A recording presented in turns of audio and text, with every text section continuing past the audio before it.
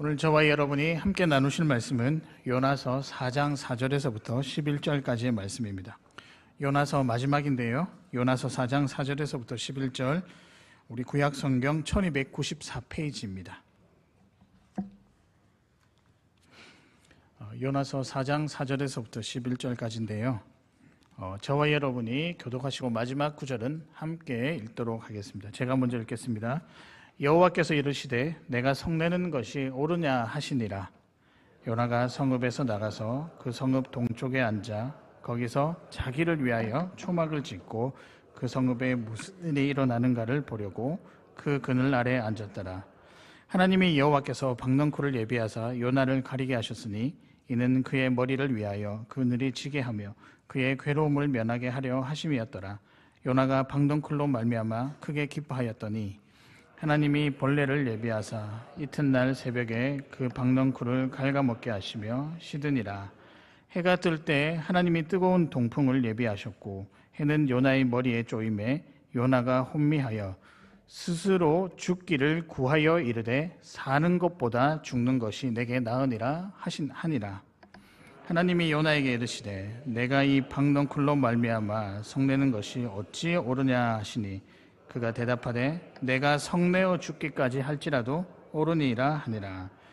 여호와께서 이르시되 내가 수고도 아니하였고 재배도 아니하였고 하룻밤에 났다가 하룻밤에 말라버린 이 박넝쿨을 아꼈거든.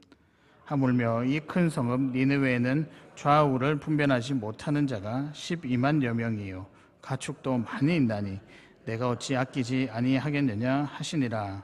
아멘. 오늘의 말씀은 하나님의 사랑입니다. 하나님은 크기 또는 하나님의 사랑인데요. 제가 오늘 설교 제목을 처음에 측정 불가라고 본문에 나와 있는데 일부 예배 마치고 어느 성도님께서 목사님 측정 불가보다 마지막 대지 미리 알려드렸네요.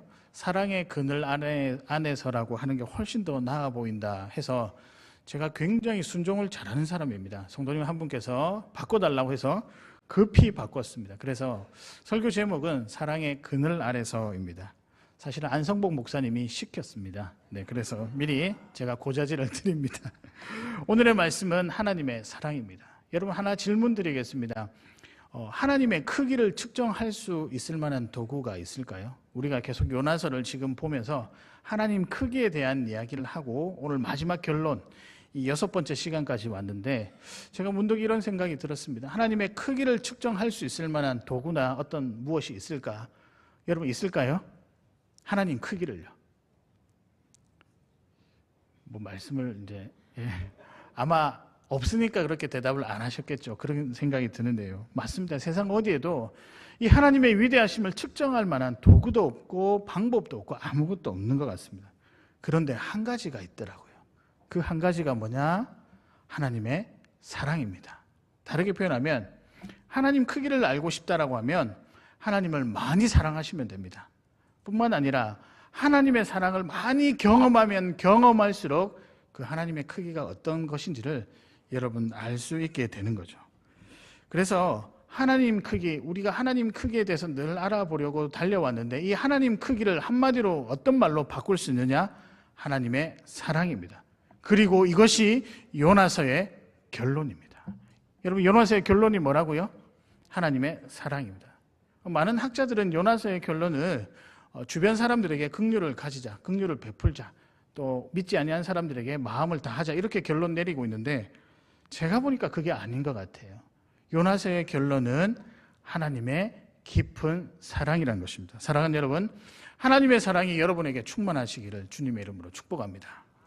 근데 여러분 오늘 요나서 잘 보시면 4절에서부터 11절까지인데 11절 이 마지막 부분이잖아요. 11절이 조금 특이하지 않습니까? 이후에 뭐가 없어요. 정확하게 어떻게 되었더라? 라고 하는 결론이 없어요. 여러분 이 요나서가 참 특이하게도 성경에 거의 찾아볼 수 없는 열린 결론으로 마무리를 하고 있습니다. 11절에 보면 하물며 이 큰 성읍 니느웨는 좌우를 분별하지 못하는 자가 12만여 명이요 가축도 많이 있나니 내가 어찌 아끼지 아니하겠느냐 하시니라. 끝. 그래서 어떻게 했다고요? 제가 되게 특이하더라고요. 근데 여러분 결론이 있을까요? 없을까요? 대충 이렇게 물어볼 때는 뭐가 있기 때문에 여러분에게 물어보는 거죠. 숨어 있습니다. 요나서 1장부터 4장 전체를 읽어보면 보석같이 숨어있는 주제가 있는데 그것이 무엇이다? 하나님의 사랑이다. 여러분 이 책은요, 요나서는 하나님이 우리를 너무나도 사랑하시는, 막말로 말 안 듣고 저렇게 속을 썩히는 그런 자식들도 여전히 사랑하시는 하나님의 마음을 표현한 책이 요나서라고 생각합니다. 사실 우리가 바랬던 결론은요, 니네웨 사람들이 하나님의 이런 경고를 듣고 와서 이 요나 선지자 앞에 엎드려서 우리가 잘못했으니 우리가 정말 회개합니다. 그리고 우리가 회개하면서 하나님께 또한 이렇게 살려주셔서 감사합니다. 감사의 예배를 드리고, 요나도 제가 그동안 하나님의 은혜를, 또 하나님의 의도를, 하나님의 크기를 나의 크기로만 판단해서 오해했었습니다. 죄송합니다. 그리고 눈물 흘리면서 하나님의 위대하심을 찬양하면서 마무리하는 것이 우리가 원하는 결론이었습니다. 그러나 오늘 결론은 마치 이런 거죠. 밥 먹기 싫어서 온갖 투정을 부리는 어린아이를 달래서 옅은 밥 한 숟갈이라도 더 먹이려는 육아에 지친 엄마, 그러나 사랑 가득한 엄마, 그 엄마의 마음뿐만 아니라 새벽마다 자녀를 위해 소리나지 아니하는 음성으로 눈물로 부르짖는 우리 부모님의 심정이 이 모습이 아닌가, 그 모습으로 마무리를 짓는 것 같습니다. 사랑하는 여러분, 하나님은 우리의 부모님이 여러분을 사랑하시는 것보다 더 깊고 더 진하고 더 크게 사랑하시는 분이신 줄을 여러분 믿으시기를 바랍니다.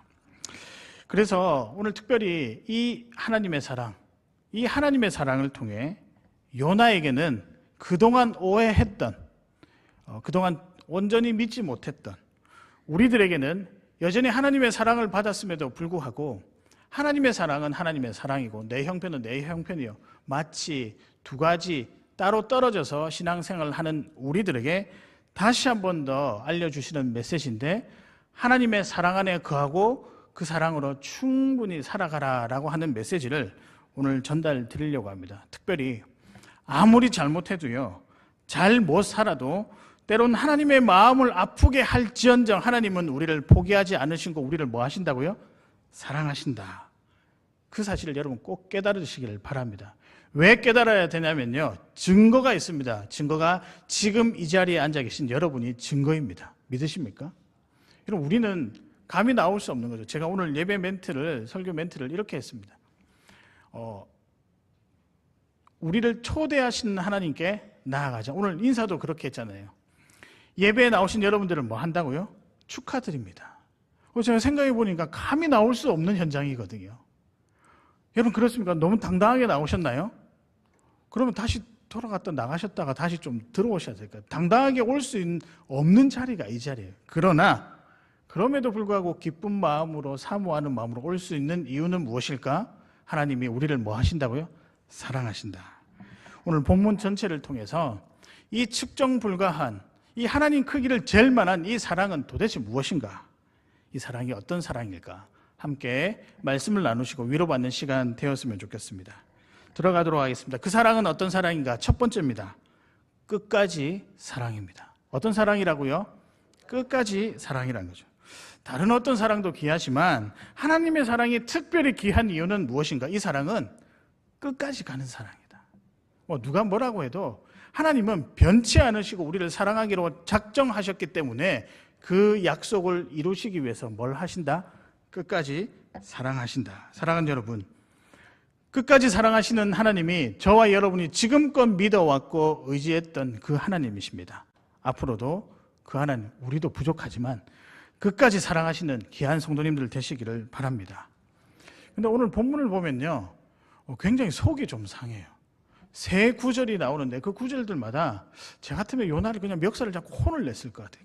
그 정도로 요나가 예의 없게 구는 구절이 나옵니다. 그런데 이런 예의 없는 구절들, 이런 요나의 행동을 보고서 하나님이 또 어떤 반응을 보이시냐? 미리 답을 드리면 끝까지 사랑하시는 모습을 보이십니다. 우리 하나씩 살펴보도록 하겠는데요. 5절입니다. 이렇게 나와 있는데요. 자기를 위하여 초막을 짓고 그 성읍에 무슨 일이 일어나는가를 보려고 그 그늘 아래 앉았더라. 자기를 위하여, 하나님을 위하는 것도 아니고 자기를 위하여 초막을 짓고 그 성읍에 무슨 일이 일어났는지를 이렇게 보려고 그 자리에 앉아 있더라. 이게 어떤 장면이냐면 니느웨 성이 멸망하는가 멸망하지 않는가 한번 내가 보겠다는 거예요. 근데 이건 하나님의 의도가 아니잖아요. 하나님의 의도는 니느웨 사람들이 회개하는 거잖아요. 근데 여전히 자기를 위하여라는 이 말 속에 뭐가 들어가 있냐면 니느웨 사람들은 멸망당해도 쌉니다. 그러니까 하나님을 무시하는 언행이거든요. 여러분 요나라고 하는 선지자가 지금 이 말을 하고 있는 거예요. 저는 이 문구를 보고 되게 속이 상했습니다. 아니 지금까지 요나서 1장 4장까지 하나님이 끝까지 참으시고 기다리시고 인내하시고 요나에게 설득하셨는데도 불구하고 여전히 자기는 하나님의 음성을 듣지 아니하고 자기를 위하여 자기 할 짓을 하고 있다는 겁니다. 여러분 이것만 있을까요? 여러분 8절을 제가 한번 읽어보겠습니다. 아마 딱 느끼실 거예요. 해는 요나의 머리를 쪼임에 요나가 혼미하여 스스로 죽기를 구하여 이르되, 이 사람이 이런 사람이에요. 해 한 번 맞아서 너무 열사병 걸릴 것 같으니까 한다는 소리가 스스로 죽겠다라고 하는 이야기죠. 그 다음에 이르되 사는 것보다 죽는 것이 내게 나으니라.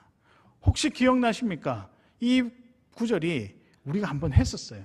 선을 넘은 행동이라고 제가 설명을 드린 적이 있는데 3절에 똑같이 나왔는데 오늘 8절에 또 한 번 나오는 거예요.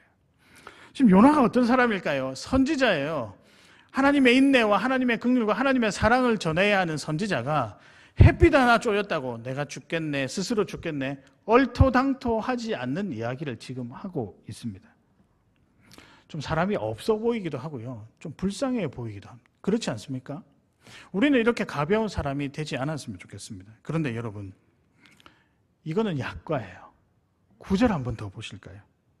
정말 과간합니다. 기가 막히는데요. 이렇게 나와 있습니다. 그가 대답하되 내가 죽기까지 할지라도 내가 옳으니이다. 지금 하나님, 니느웨 사람이 회개하고 돌아오는 거예요. 그 내가 죽어도 나는 그거 이해 못하겠어요 라고 하는, 정말 하나님에 대한 반항이잖아요. 9절에 이렇게 나와 있거든요. 처음에 하나님이 요나에게 이르시되 내가 이 박넝쿨로 말미암아 성내는 것이 어찌 옳으냐. 이 박넝쿨 때문에 이게 사라졌다가 또 생겼다가 사라졌느냐, 이거조차 이것 때문에 네가 화내는 것이 그게 옳으냐라고 하니 그 의도를 알아차린 요나가 나는 죽기까지 저 니느웨 성읍, 그들에게 이 박넝쿨이 제공하는 그늘 같은 이런 혜택이 돌아가는 걸 나는 싫다. 그럼 너무 저는 당황스럽더라고요. 말씀을 읽는데. 아니, 그가 자라오면서 하나님의 긍휼을 받았음에도 불구하고 지금 뭐 하고 있죠? 여전히 하나님과 대척점에 서 있다는 거죠. 근데 여러분, 이런 상황에서 제 같으면 혼을 냈을 것 같아요. 혼을 내야 되는데 11절에 어떻게 나와 있습니까? 제가 다시 읽어드릴게요. 하물며 이 큰 성읍 니느웨는 좌우를 분별하지 못하는 자가 12만여 명이요. 이것까지는 이해를 했어요. 근데 그 다음이요. 가축도 많이 있나니, 가축도 신경 쓰시는 하나님의 세심한 배려. 내가 어찌 아끼지 아니하겠느냐. 마치 이런 것이죠. 요나야, 너가 이해를 좀 해라. 너는 그래도 믿음이라도 있지. 저 사람들은 믿음이라도 없지 않느냐. 12만여 명이 그것도 가축까지 함께 심판받는 것이 좀 불쌍해 보이지 않느냐. 이런 분위기로 끝까지 참으시는 하나님을 보여주십니다. 여러분, 우리가 오해를 하고 있는 게 한 가지가 있어요. 하나님에 대해서 오해를 하고 있는 게 한 가지가 있는데 뭐냐면, 하나님은 공의로우셔서 공과 사가 확실하셔서 꺾고 매짐이 확실하다. 그래서 우리가 잘못하면은 혼내고, 그 다음에 잘못 또 이렇게 순종하면은 복을 주신다. 여러분 어떻게 생각하십니까?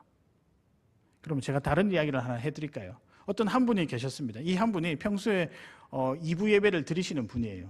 물론 여러분은 아닙니다. 이 교회는 절대 아니라고 제가 확실하게 말씀을 드립니다. 또 누구냐 알아보려고 하지 마시고, 분명히 이 교회는 아니에요.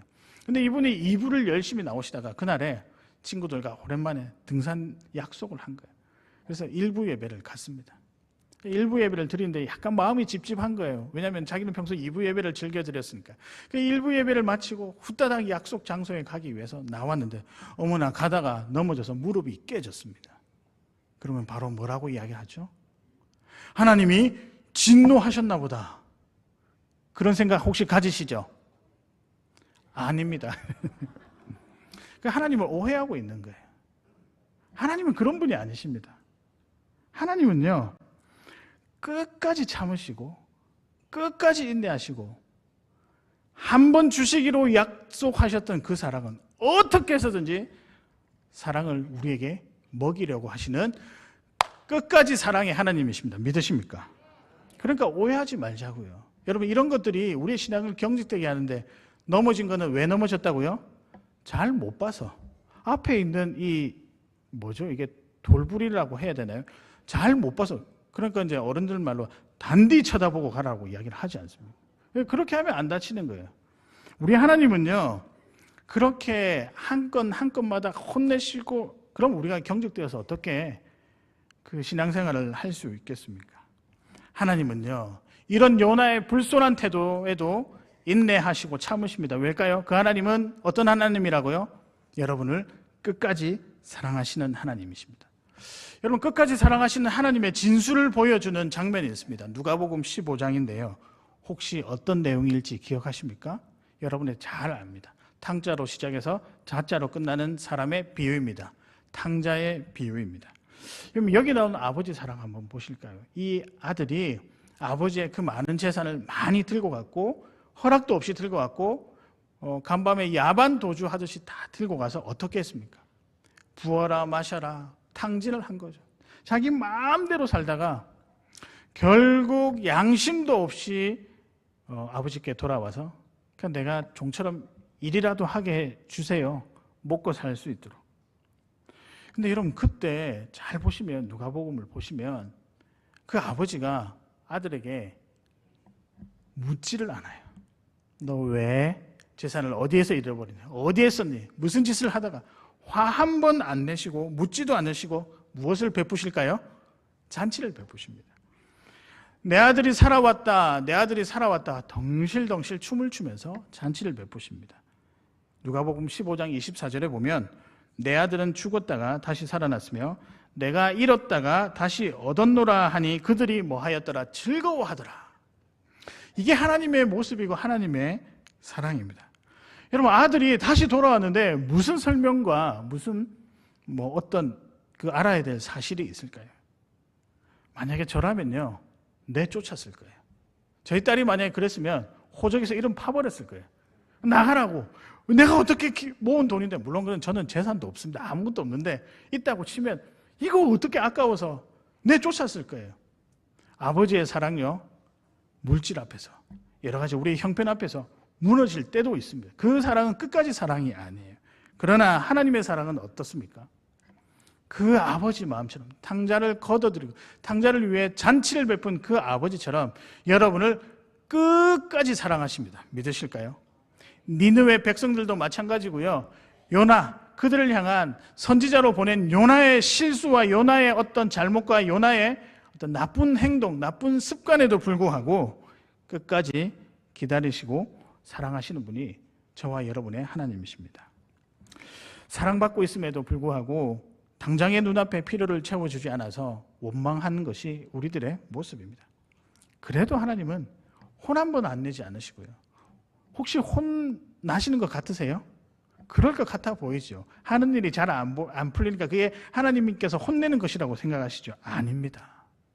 어쩌면 그거는 인생의 큰 단면에, 아주 조그만 단면에 불과할지 모릅니다. 그러나 하나님은요, 혼내지 않으시고요, 격려하시고 위로하시고 끝까지 책임지시는 분이십니다. 이 사랑이야말로 진짜 사랑입니다.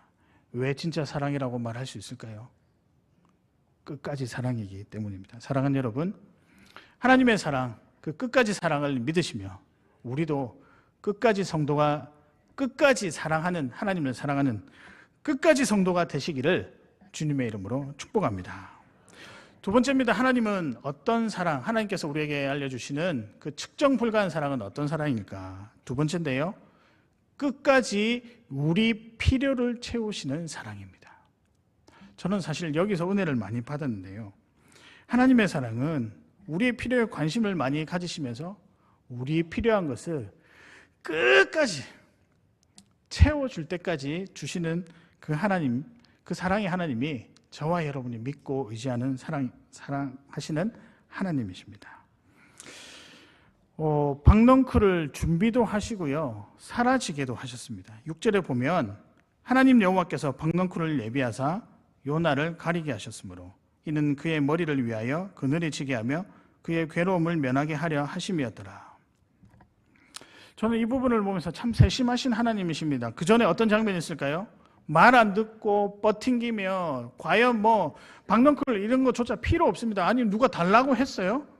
그런 하나님, 그런 요나에게 하나님께서 그래도 햇빛 비치면 너 일사병 걸릴까봐, 너 쓰러질까봐 내가 그냥 가만히 있을 수 없지 않느냐.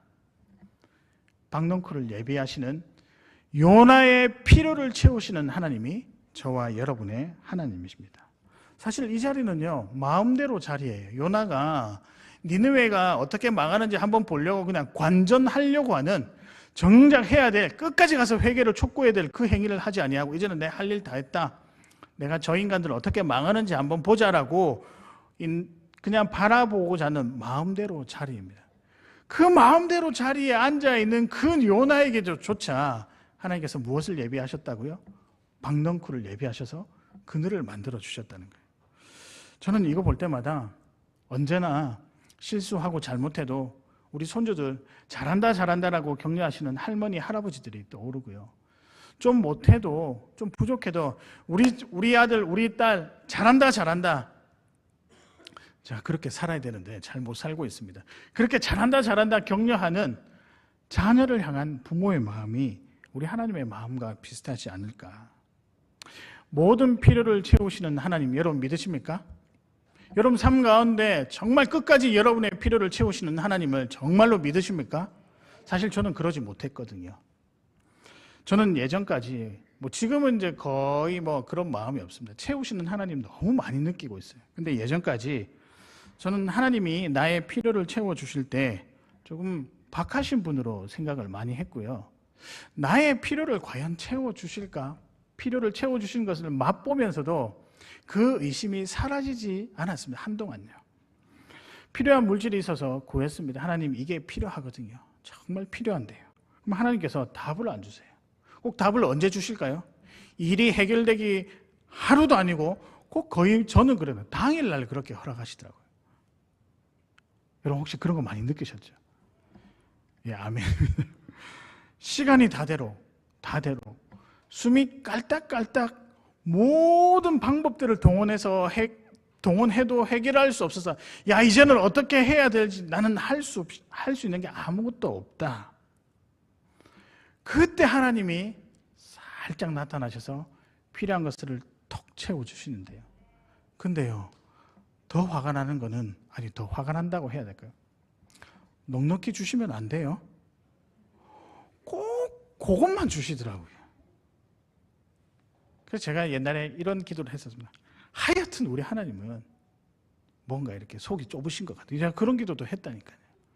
전 나의 필요를 채우시는 하나님을 그 정도로밖에 이해하지 못했었습니다. 필요한 만큼만 주신 거는 주신 것이잖아요. 그런데 조금 넉넉히 주시면 되는데 왜 꼭 그것만, 딱 그 분량만 주실까? 이게 물질이든 여러 가지 일이든 뭐든 간에. 그러니까 예를 들어서 제가 선교 여행을 떠나려고 이제 우리 팀을 꾸려서 갔는데 어떤 해는 좀 재정이 모자란 적이 있었어요. 계속 기도해서 채워져야 되는데 그게 경비를 쓰잖아요.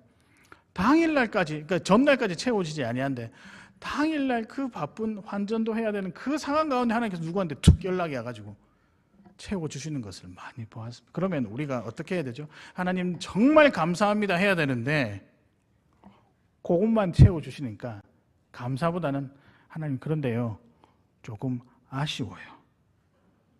그래서 살짝 제가 조금 주시려면 확 주셔가지고 넉넉히 누리고 고민 안 하게끔 해주시면 되는데 왜 그러실까요? 더 주시면 더 감사할 것 같죠? 하나님은 딱 필요한 양만 주십니다. 더하지도 덜하지도 않는, 그러나 그것이 가장 필요한 것, 필요한 방법이자 필요한 양이고 필요한 부분입니다. 제가 왜 그렇게 생각하냐면, 여러분 사람이 악해서요, 더하면 더해지면 안심하게 되고요, 안심하게 되면 100% 다른 생각합니다. 이게 우리들의 모습. 잘 아시잖아요. 저보다 인생을 많이 살아온 분들, 이 물질뿐만 아니라 필요를 채우시는 그 하나님 어떤 분인 줄 아시잖아요. 더해지면 안심하게 되고요. 아, 이제 괜찮겠지. 안심하면 그때서야 딴 생각한다고요. 그 안에 하나님을 향한 감사, 하나님을 향한 은혜의 고백 사라지게 된다는 거죠. 제가 그게 참 많이 느끼고 자랐습니다. 물론 힘은 들죠. 섭섭하죠. 그러나 여러분, 이 말이 맞는 것 같아요. 하나님은 최상의 하나님이다. 하나님이 베풀어 주시는 모든 것은 뭐하다? 옳다. 저는 이 두 가지가 이때 이 경험 이후로 저에게 하나님을 향한 하나의 정의로 자리 잡았는데, 하나님은 최상의 것을 주신다. 그리고 그 하나님이 행하시는 모든 일은 뭐하다? 옳다. 무엇을 통해서요? 나의 필요를 채우시는 하나님을 통해서 발견한 하나님의 모습입니다. 여러분, 저는 이 장면, 오늘 이 대지, 이 문구를, 메시지를 설명할 때 한 장면이 떠올랐습니다. 바로 십자가상에 있었던 일인데요. 누가복음 23장 42절에 보면 이런 문구가 나오죠. 이르되 예수여 당신의 나라에 임하실 때 나를 기억하소서 하니, 누가 이야기했을까요? 좌우에 달린 죄수 중에 한 사람이 예수님을 알아보고, 물론 그 정확하게 예수님이 메시아인지를 알아봤는지 안 봤는지는 그건 잘 모르겠지만 여튼 두려운 마음으로 그의 필요를 구했습니다. 그의 필요가 뭘까요? 나에게 생명을 주어 천국에 들어가게 해 주시옵소서. 그런데 43절에 보면 예수님께서 이렇게 이야기하십니다. 내가 진실로 내게 이르노니 오늘 내가 나와 함께 낙원에 있으리라. 근데 지금 상황이 예수님이 어떤 상황일까요? 십자가에 달려서 돌아가시기 직전입니다. 그런데 예수님께서는요, 자기의 목숨이 지금 끝나는 그 시점에도 누구의 필요를 채우실까요? 한 죄수의 필요를 채우십니다.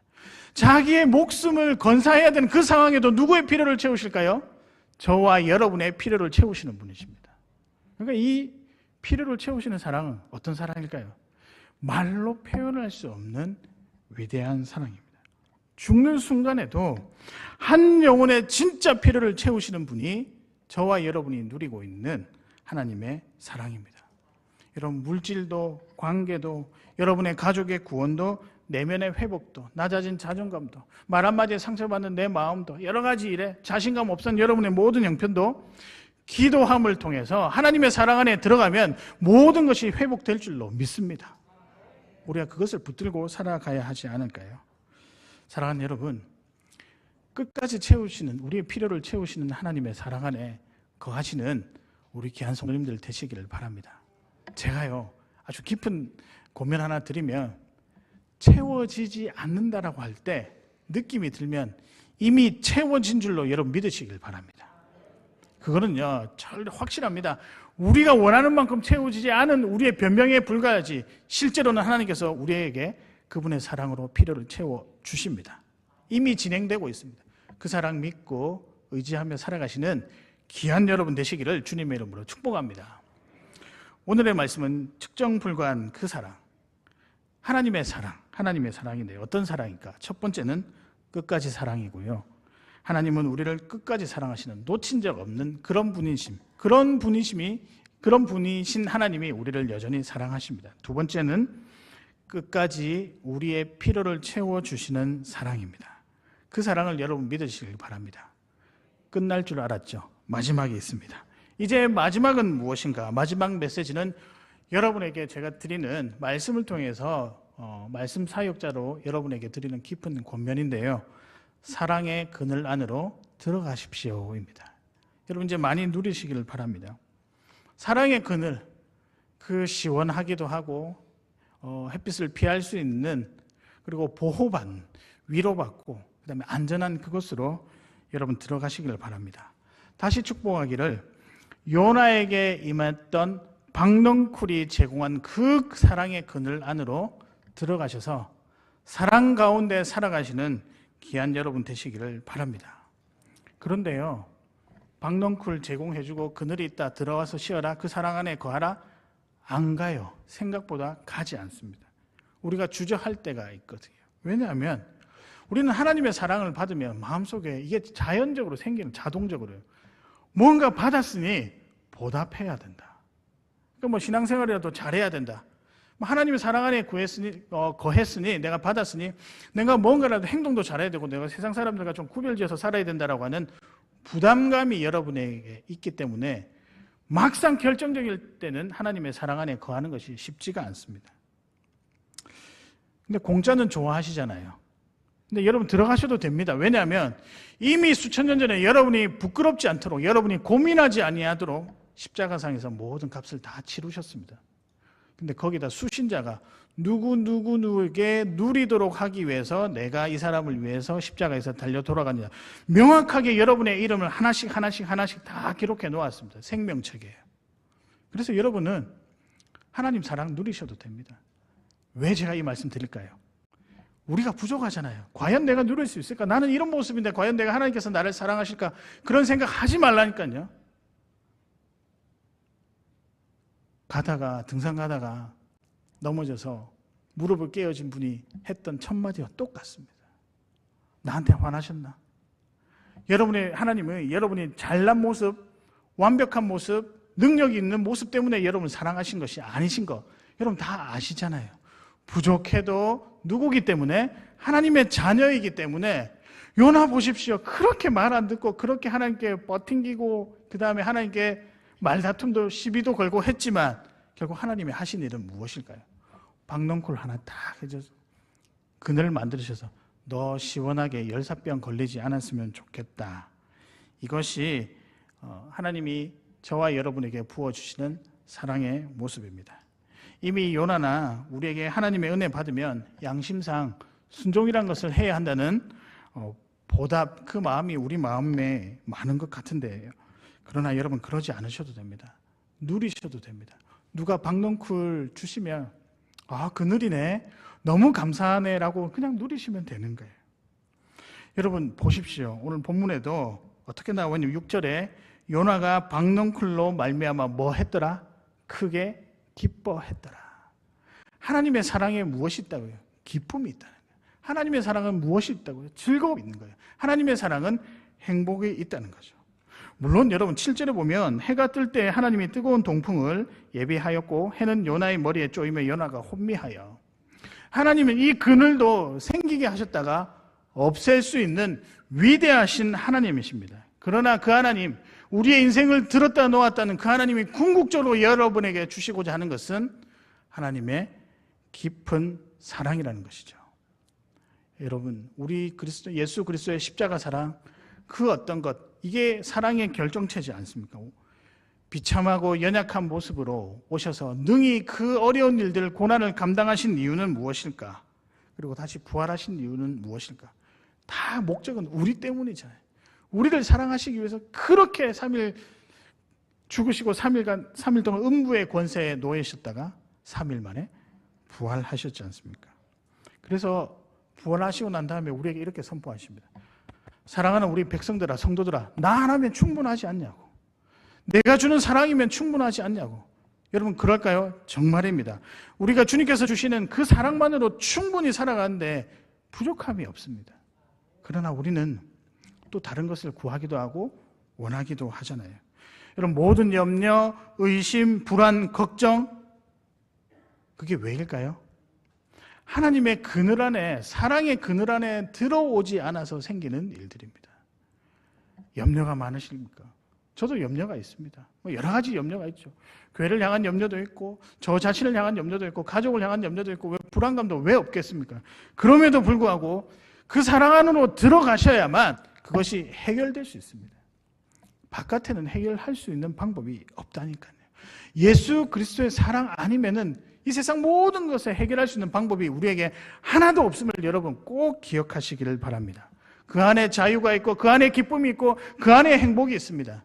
오늘 이 사실을 믿고 힘차게 그 사랑 안으로 당당하게 걸어 들어가십시오. 우리는 누릴 만한 자격이 됩니다. 믿으십니까? 조금 불안하시죠? 내 모습 보니. 그래도 내 모습 이대로 받으시는 하나님이 있다라고 우리가 찬양도 있잖아요. 당당하게 사랑의 그늘 안으로 들어가셔서 그 사랑, 내게 주신 사랑이라고 찬양하며 살아가시는 우리 귀한 성도님들 되시기를 주님의 이름으로 축복합니다. 말씀을 정리하겠습니다. 오늘의 말씀은 하나님의 사랑입니다. 그 하나님의 사랑으로 그 하나님의 크기를 이제 발견할 수 있는데요. 오늘 요나서의 마지막입니다. 요나서 뭐 여러 가지 이야기를 했지만 요나서의 결론은 무엇이냐? 하나님이 우리를 뭐 한다? 끝까지 사랑하신다. 첫 번째 그 사랑은 어떤 사랑인가? 끝까지 사랑입니다. 끝까지 사랑이에요. 두 번째는 무엇일까요? 끝까지 여러분의 필요를 채우시는 사랑입니다. 그러니 믿고, 반주해 주셔도 됩니다. 믿고 하나님께 사랑을 구하시는 여러분 되시기를 바랍니다. 마지막입니다. 여러분에게 드리는 권면, 사랑의 그늘 안으로 들어가서 시원하게 누리십시오. 시원하게 누리시고요. 만약에 추우면 하나님 사랑이라고 하는 히터도 좀 틀어주세요. 따뜻하게 해주세요. 많이 누리시며 살아가시는 우리 사랑하는 창원교회 성도님들 되시기를 주님의 이름으로 축복합니다. 제가 이 찬양 나의 하나님이라고 하는 박우정 자매가 지은 찬양인데요. 제가 이 찬양 부를 때마다 창원교회밖에 생각이 안 나요. 왜냐하면 제가 이제 부임하고 나서 이 찬양을 듣는데 아무도 모르잖아요. 제가 여러분들 뒷모습만 처음에 봤거든요. 근데 그 인생을 살아가면서 이렇게 푹 처진 어깨도 있었고 또 좋은 힘이 난 어깨도 있었는데 저게 우리 성도님들의 삶이구나. 저 삶에 우리가 모두가 위로가 되었으면 좋겠다라고 해서 제가 이 찬양이 우리 교회 시그니처 찬양으로 저는 이름을 붙였습니다. 그래서 다른 교회가 안 불렀으면 좋겠어요. 근데 이거 제가 작곡한 게 아니라 제가 작곡했으면 제가 이렇게 하겠는데 여러분 이 찬양 가사가 참 좋습니다. 중간에 주님의 나라와 뜻이 나의 삶 속에 임하시며 주님 알기를 주만 보기를 소망해. 오늘 특별히 하나님의 이 깊은 사랑이 우리 교회 가운데 임하기를 진심으로 바랍니다. 그 마음으로 이 찬양 함께 찬양하도록 하겠습니다.